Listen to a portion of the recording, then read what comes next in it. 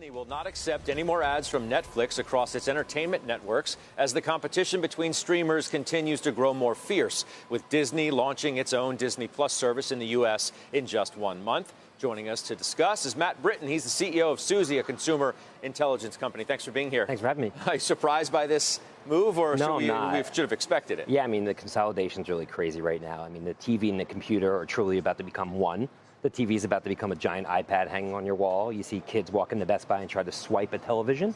So it just shows you kind of where we're headed right now. And it's going to be interesting to see how all these players coexist together, how, they become enemies, frenemies, et cetera. What do the streamers, so to speak, do to fight back, if anything? It's not like Netflix has ads, so. Yeah, I mean, and it could hurt Netflix in some ways, like the Oscar Awards, where they can't run ads. But besides that, it doesn't really hurt them. There's plenty of other places for them to be able to capture customers, get people's attention, et cetera. Charlie Babrinsko, who was here earlier, said there's one rule in investing: don't bet against Reed Hastings. He tends to think that Netflix is going to be okay through all of this. Will it emerge a winner?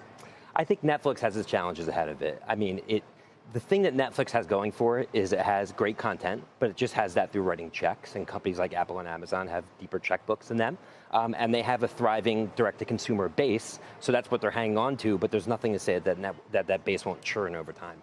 Apple doesn't have that much content, though, when it's going to launch, right? It only just has a handful of original programs. Right. So Apple has what Disney doesn't, right? So they have a tremendous kind of direct-to-consumer base, and they have an ecosystem. They have the Apple TV and iTunes platform in the home, which I think is incredibly powerful. I think one largely missed element of all this is the television itself. If I were a large company like Netflix or, even Apple, I would buy a company that makes TV consoles, and I would give them to high-income consumers for free.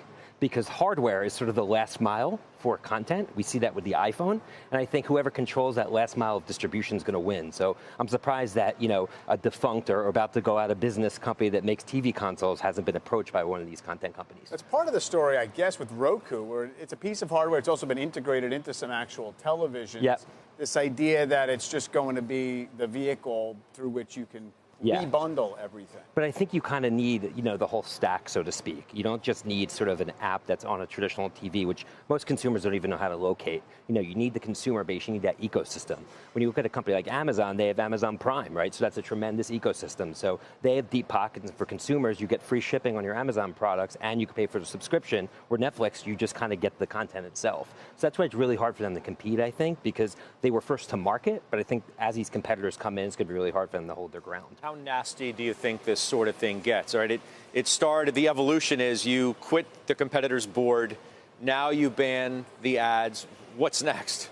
I mean, I think that it's going to be a brutal fight, and I think that there's going to be a lot of fragmentation at the beginning, and I think there's going to be a lot of consolidation 2 to 3 years from now. And I think that Apple, Amazon, no surprise, probably Microsoft, they have that direct-to-consumer base. They have the Xbox, which is a streaming platform. Gaming is becoming huge in the living room, so I think those are companies that are going to merge over time. I think Disney could be more of a kind of horizontal platform instead of going vertical. I'm surprised they haven't tried to power other platforms, because they've tried in the past. They've tried to kind of create technology platforms, whether it be through ABC Go and things of that nature. Hasn't been so successful.